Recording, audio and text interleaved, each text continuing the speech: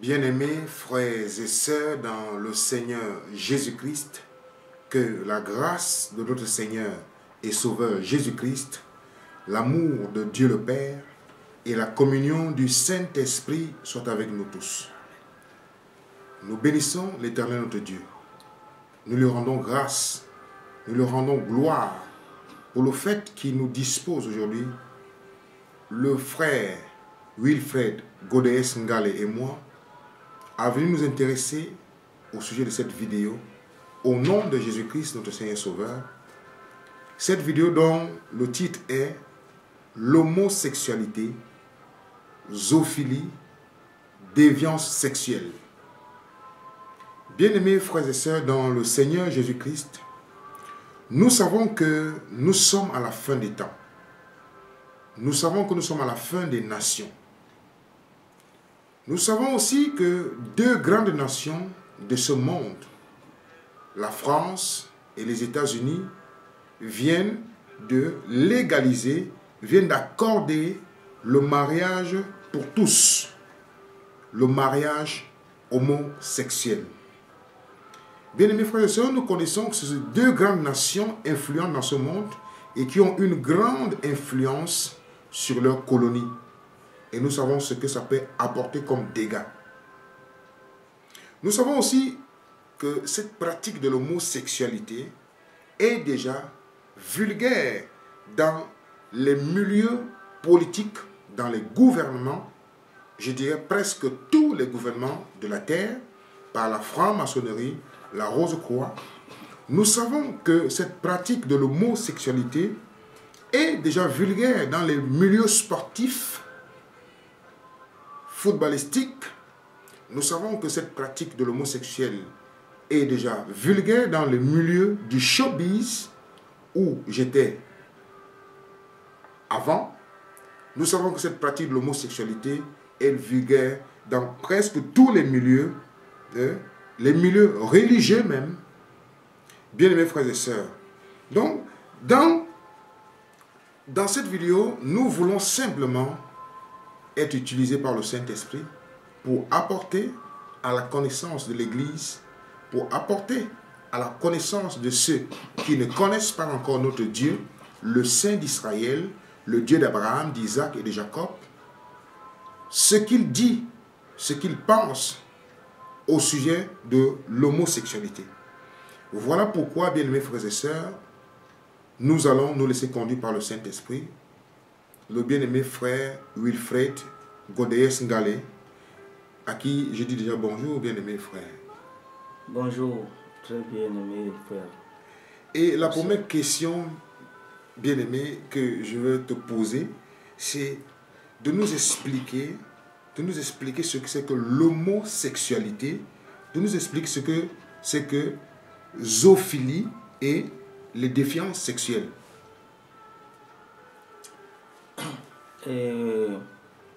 Merci pour la question que tu poses, bien-aimé.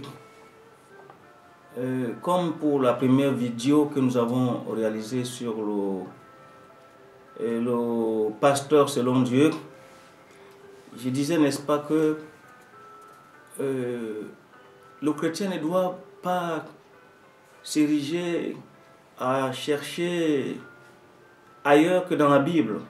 Alléluia. Par exemple, les gens qui se tournent à connaître le grec, le latin et toutes ces langues-là, croyant, n'est-ce pas, que en connaissant ces langues, on peut mieux expliquer la Bible. Le Saint-Esprit, l'Esprit de Dieu, qui est l'Esprit de sagesse, Amen, qui a utilisé les hommes pour écrire les textes sacrés, c'est-à-dire que qui ont utilisé les hommes pour que la parole de Dieu nous parvienne, eh bien le Saint-Esprit est l'Esprit de sagesse qui a donc, n'est-ce pas, mis tout dans la parole de Dieu. Amen. De telle manière que la parole de Dieu s'explique elle-même. Donc nous n'avons pas besoin à chercher une autre connaissance, par exemple du grec, du latin, pour expliquer les thèmes bibliques, parce que le langage du Saint-Esprit n'est pas celui des hommes. Donc je dirais simplement que dans le mot homosexuel, il y a déjà le mot homme. Homo. Donc, homo, qui veut dire, n'est-ce pas, homme. Et de l'autre côté, on a sexuel. Donc, l'homosexualité veut juste dire, n'est-ce pas, des relations sexuelles de homme à homme. C'est-à-dire des relations sexuelles de même sexe. Voilà ce que veut dire homosexualité. Et les relations entre un homme et une femme, en fait, je voulais parler de la bisexualité, je sais que tu vas y venir, je te laisse continuer, frère. Les relations bisexuelles, c'est une pratique qui est très vulgarisée, mais qui s'avère un peu cachée parce que il y a des hommes qui sont mariés, même en même temps, ils sont homosexuels.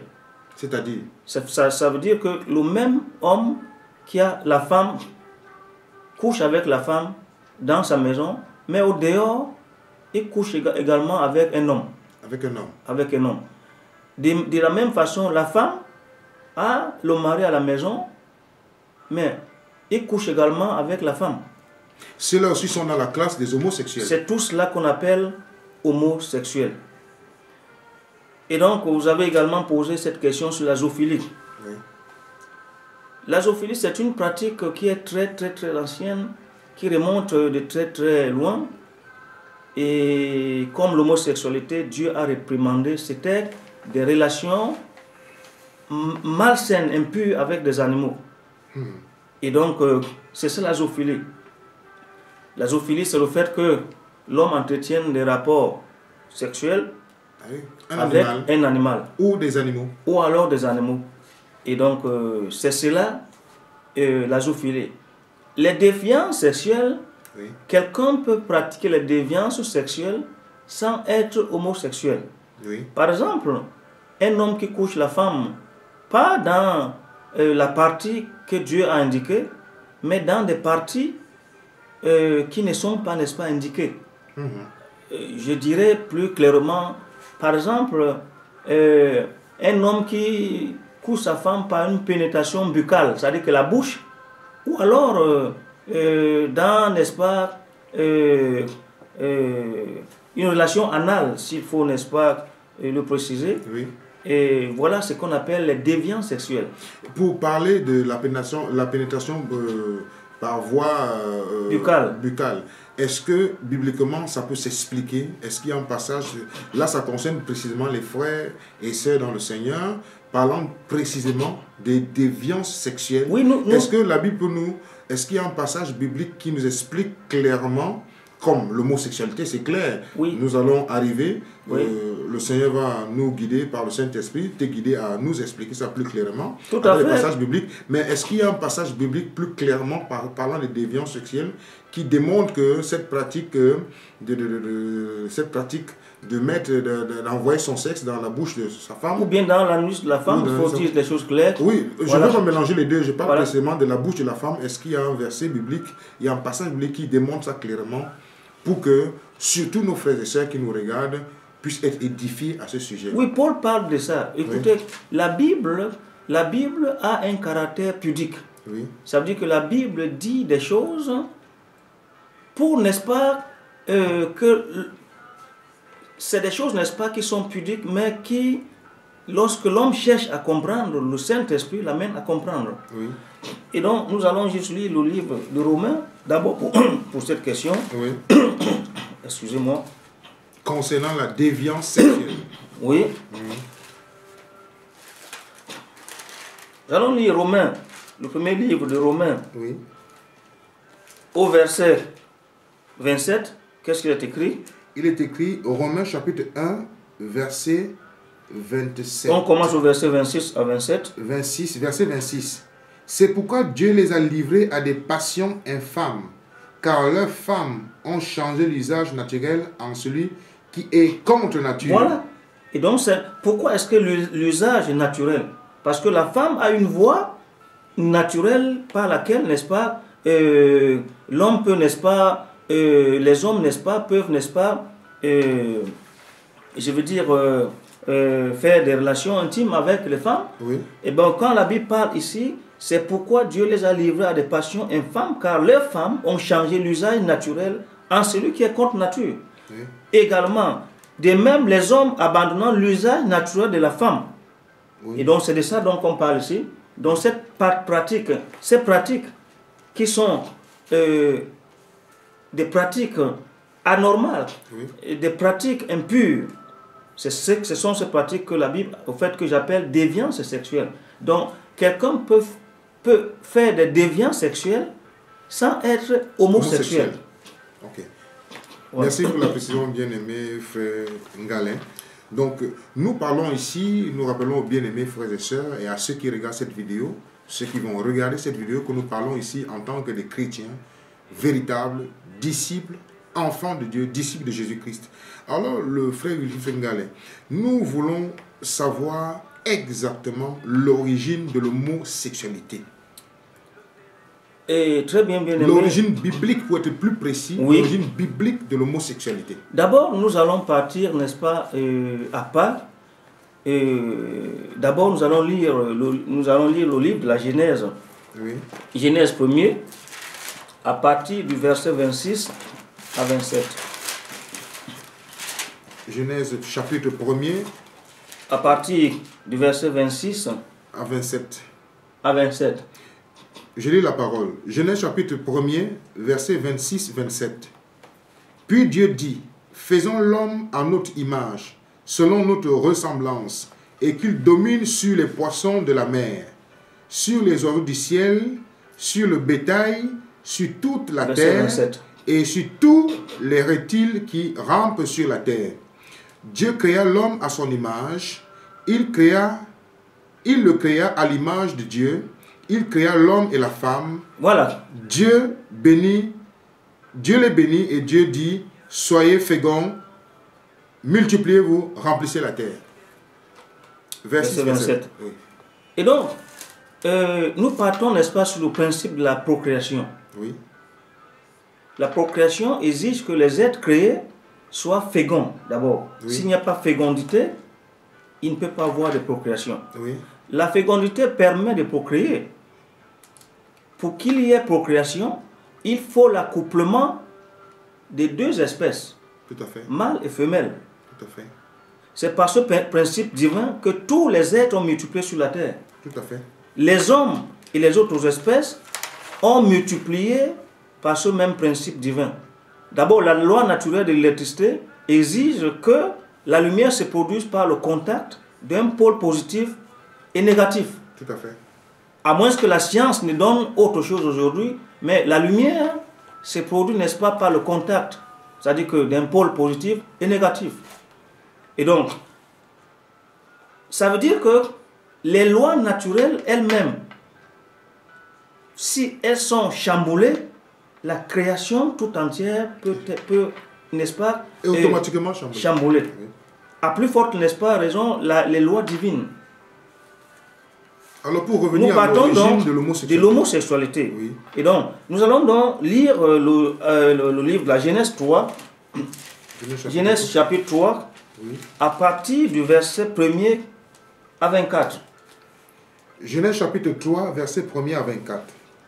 Le serpent était le plus rusé de tous les animaux des champs que l'Éternel Dieu avait fait. Il dit à la femme, Dieu a-t-il réellement dit, vous ne mangerez pas de tous les arbres du jardin? La femme répondit au serpent, nous mangeons tout fruit des arbres du jardin. Mais quant au fruit de l'arbre qui est au milieu du jardin, Dieu a dit, vous n'en mangerez point et vous n'y toucherez point, de peur que vous ne mouriez.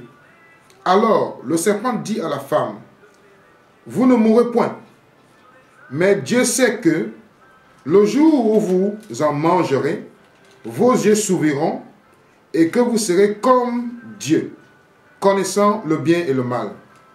La femme vit que l'arbre était bon à manger et agréable à la vue, et qu'il était précieux pour ouvrir l'intelligence. Elle prit de son fruit et en mangea. Elle en donna aussi à son mari, qui était auprès d'elle, et il en mangea. Les yeux de l'un et de l'autre s'ouvrirent. Ils connurent qu'ils étaient nus.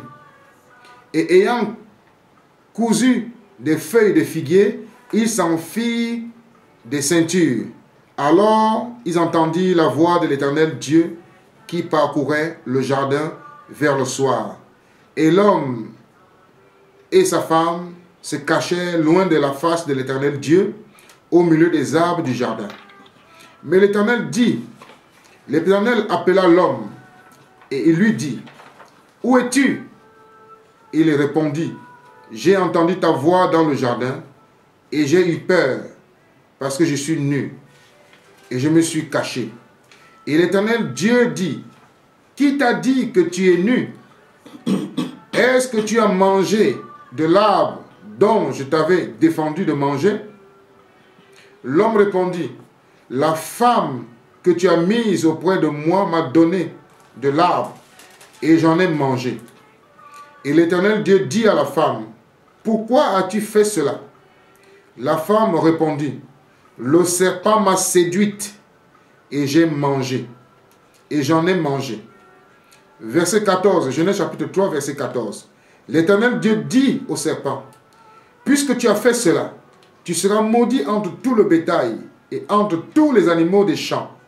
Tu marcheras sur ton ventre et tu mangeras de la poussière tous les jours de ta vie. Je mettrai inimitié entre toi et la femme, entre ta postérité et sa postérité. Celle-ci t'écrasera la tête et tu lui blesseras le talon. » Il dit à la femme, « J'augmenterai la souffrance de tes grossesses. Tu enfanteras avec douleur, et tes désirs se porteront vers ton mari, mais il dominera sur toi. » Il dit à l'homme, « Puisque tu as écouté la voix de la femme, et que tu as mangé de l'arbre au sujet duquel je t'avais donné cet ordre, tu n'en mangeras point.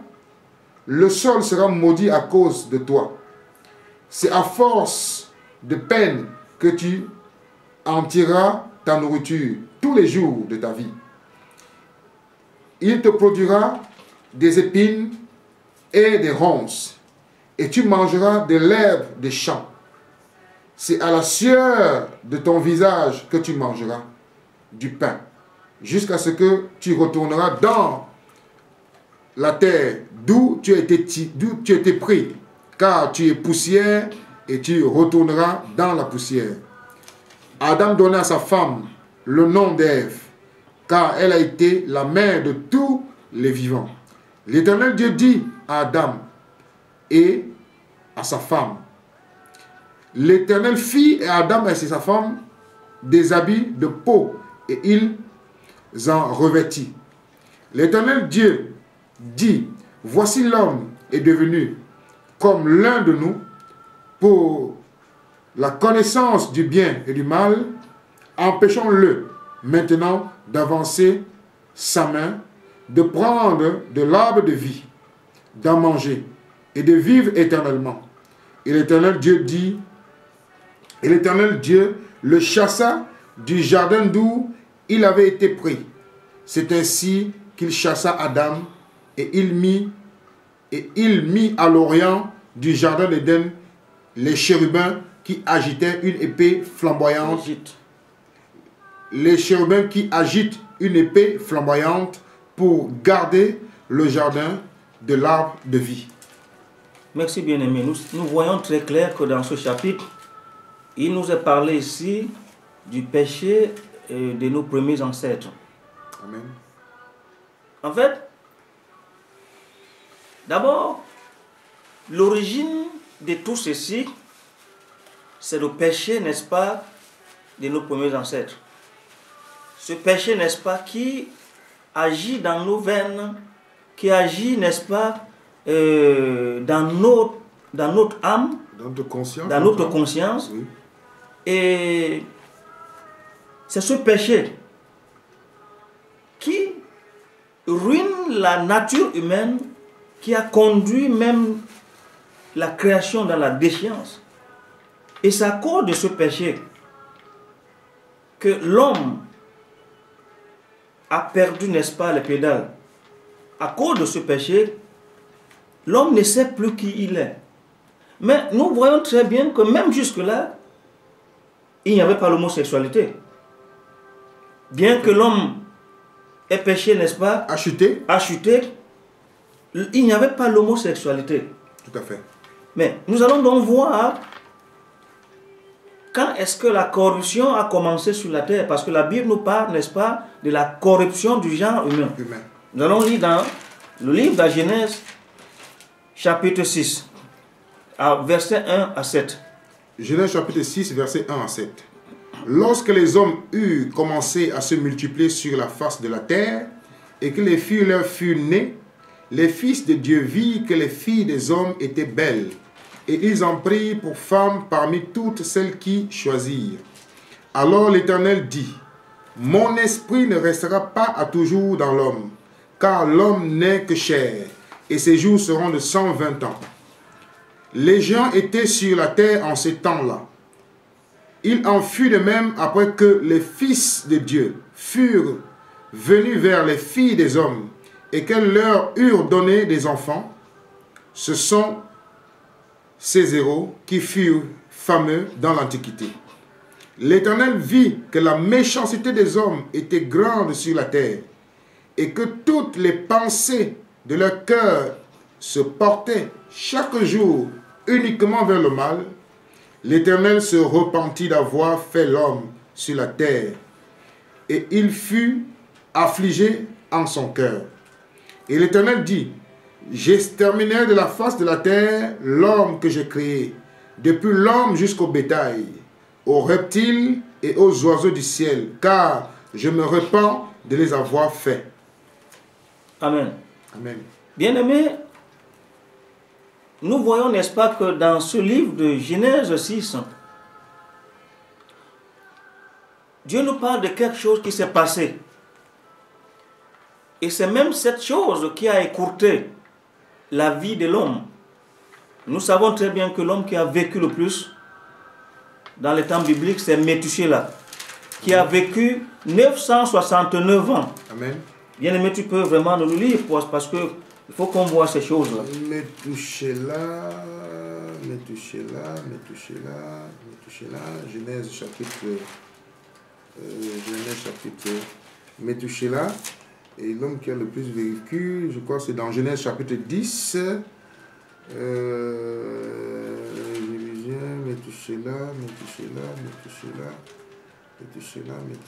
Méthusélah. Oui, bien aimé, c'est prouvé bibliquement, hein, Méthusélah est celui qui a le plus vécu sur terre. Nous allons donc voir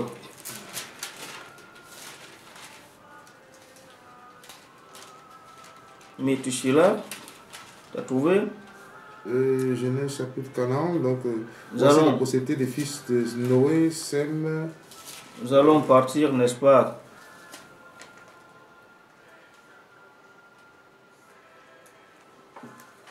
progressivement pour, n'est-ce pas, voir comment est-ce que, voilà, Genèse 5. Genèse 5. Ok, voilà. À partir du verset 25. Genèse 5. Voilà. À partir du verset 25. Genèse 5, verset 25. Méthusélah, âgé de 187 ans, engenda Lémec. Méthusélah vécut après la naissance de Lémec 782 ans, et il engenda des fils et des filles. Tous les jours de Méthusélah furent de 969 ans, puis il mourut. Amen. Nous voyons très clair que le Seigneur, donc, en créant l'homme, l'homme était créé pour vivre éternellement. Mais voilà, au moment, n'est-ce pas, où cet épisode se passe, c'est après cet épisode où Dieu se répand d'avoir créé l'homme. Dans Genèse 6. Dans Genèse 6, eh bien, c'est à partir de ce moment où là, Dieu ramène la vie de l'homme à 120 ans. Et après même, il réduit à 70 ans. Le plus robuste. Pour le plus robuste. Et donc, nous remarquons donc ici, il s'agissait de quoi? Après le péché, n'est-ce pas, d'Adam, qui a été trompé par le porteur de lumière, qu'on appelle encore Lucifer, qui est devenu Satan, nous voyons que les anges ont quitté leur demeure. Pourquoi les fils de Dieu, les anges ont quitté leur demeure pour faire l'impudicité avec les filles des hommes. Et ce sont ces anges-là qui ont donné des géants dans ce monde, dans l'Antiquité. Les enfants d'Anak, ainsi de suite, ces hommes qui mesuraient 7-8 mètres. Comme Goliath. Plus que Goliath. Et donc, c'est ainsi, n'est-ce pas, que la corruption a commencé sur la terre. Et ce sont, après donc la corruption, après cette corruption, après que les anges soient quittés, n'est-ce pas, de leur demeure sainte pour descendre vers les filles des hommes, puisqu'ils ont suivi la rébellion de Lucifer, ce sont ces anges qui sont à l'origine eh bien, de l'homosexualité. Ce sont ces anges déchus qui ont enseigné aux hommes les méthodes perverses, n'est-ce pas, sexuelles. Ce sont ces hommes, ce sont ces anges déchus qui ont, n'est-ce pas, entraîné l'homme dans cette déchéance que nous voyons aujourd'hui. Et ces anges ne se sont pas arrêtés jusque-là. N'eût été la venue du Seigneur Jésus-Christ sur la terre, ces anges auraient continué toujours à coucher avec les filles des hommes. On serait même en train de voir encore les géants. Mais à cause du fait que Dieu a envoyé Christ sur terre et que le Saint-Esprit est sur terre par la présence, n'est-ce pas, dans l'Église, ces esprits ne peuvent plus se manifester physiquement pour, n'est-ce pas, faire des enfants avec les filles des hommes. Mais attention, ce sont toujours ces mêmes esprits qui se manifestent dans les rêves pour coucher avec les femmes la nuit. Les hommes de nuit, ou alors, les femmes de nuit. Voilà ce qu'on appelle les hommes de nuit et les femmes de nuit. C'est toujours ces esprits qui se manifestent comme ça jusqu'à aujourd'hui, mais les actions sont amoindries à cause de la présence de l'Église sur terre et du Saint-Esprit. Et donc, nous allons donc voir plus loin comment est-ce que dans Lévitique, à partir, n'est-ce pas, du livre de Lévitique d'abord, pardon, nous allons lire dans Genèse, nous sommes toujours dans le livre de la Genèse, chapitre 19, nous sommes sur l'homosexualité, la zoophilie, les déviances sexuelles. Et là, précisément, la question, c'est l'origine de l'homosexualité. Nous avons retenu la chute de l'homme dans Genèse 3. Voilà. Nous avons retenu la descente des anges dessus dans Genèse 6. Voilà. La corruption du genre. Nous sommes dans la Genèse, maintenant, chapitre 19, à partir du verset 1 à 9. Genèse chapitre 19, verset 1 à 9. Sodome et Gomorrhe. Les deux anges arrivèrent à Sodome sur le soir, et Lot était assis à la porte de Sodome. Quand Lot les vit, il se leva pour aller au-devant d'eux, et se prosterna la face contre la terre. Puis il dit, la face contre terre, pardon. Puis il dit, voici mes seigneurs, entrez, je vous prie, dans la maison de votre serviteur, et passez-y la nuit, lavez-vous les pieds, vous vous lèverez de bon matin, et vous poursuivrez votre route. Non, répondit-il, nous passerons la nuit dans la rue. Mais l'hôte les pressa tellement qu'ils vinrent chez lui et entrèrent dans la maison. Entrèrent dans sa maison.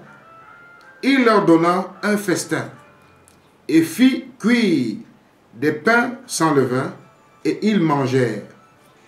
Ils n'étaient pas encore couchés que les gens de la ville, les gens de Sodome, entouraient la maison, depuis les enfants jusqu'aux vieillards. Toute la population était accourue. Il appelait Lot et lui dit: où sont les hommes qui sont entrés chez toi cette nuit?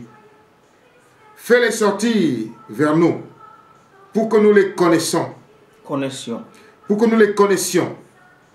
Lot sortit vers eux à l'entrée de la maison et ferma la porte derrière lui. Et il dit: mes frères, je vous prie, ne faites pas le mal.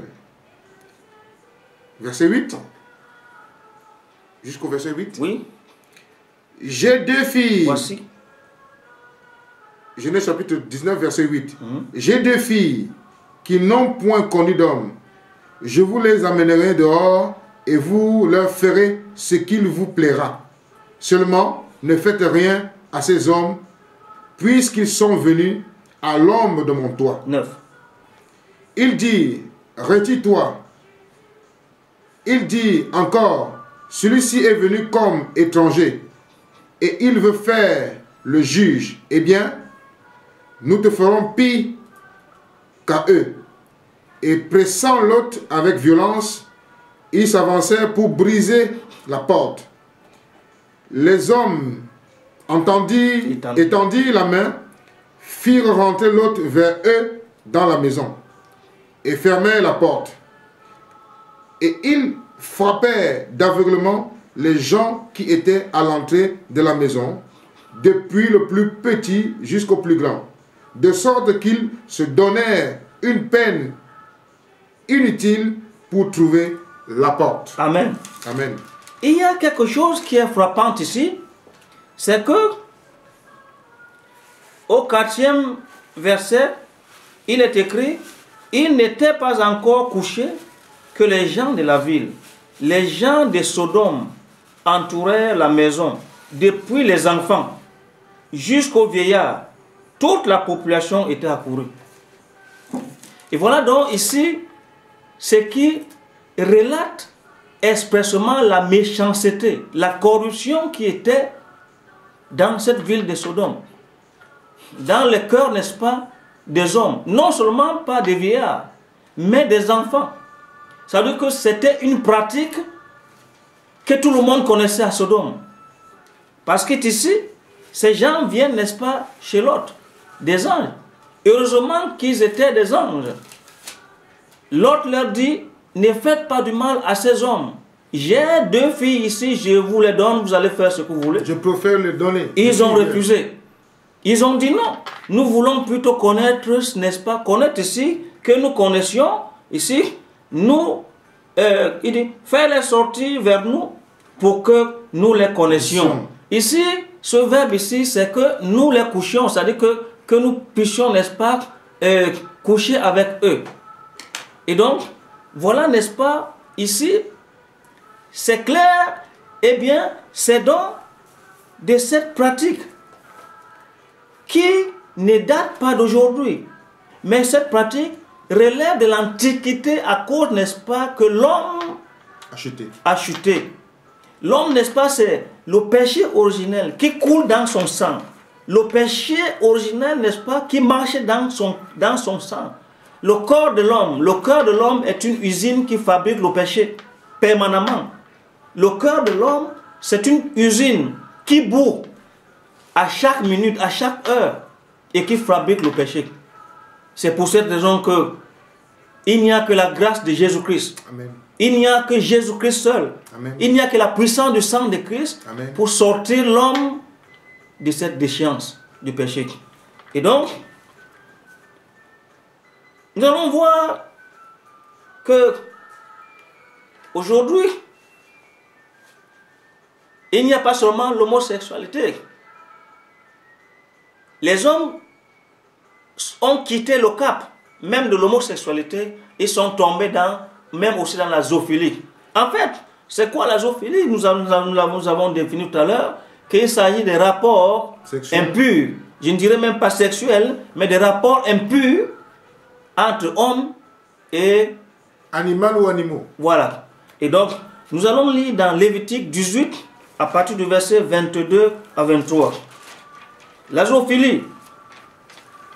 Lévitique 18.